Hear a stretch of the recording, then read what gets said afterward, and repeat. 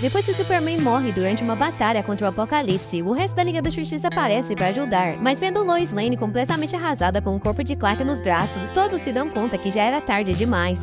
Lois então começa a gritar com a Liga por eles terem deixado o Superman sozinho quando ele mais precisava. E apesar de mais tarde eles terem até organizado um grande funeral no centro da cidade, Lois Lane fica ainda mais irritada quando ela nem consegue chegar perto do caixão para ver Clark direito. E na medida que Lois via coisas como comerciantes tentando lucrar com a morte do Superman e até Lex Luthor construindo status para fingir que se importava, sua raiva e indignação só iam aumentando cada vez mais. Porém, depois dela ir até a Fortaleza da Solidão para guardar a capa destruída de Superman, enquanto ela chorava sozinha, uma explosão de repente acontece e Lois dá de cara com o Erradicador, que estava desesperado vendo que ele também chegou tarde. Lois pergunta quem era ele e Erradicador diz que era o protetor da raça kryptoniana, mas que infelizmente ele falhou em regenerar Clark e que ele realmente tinha ido de vez. Porém, assim que ele começa a ficar desesperado por não ter nenhum kryptoniano para descarregar a energia de poder que ele estava armazenando para Superman, Lois Lane na mesma hora pede para ele usar ela como recipiente. E mesmo com o Erradicador dizendo que ela poderia não aguentar e acabar morrendo, Lois diz que não se importava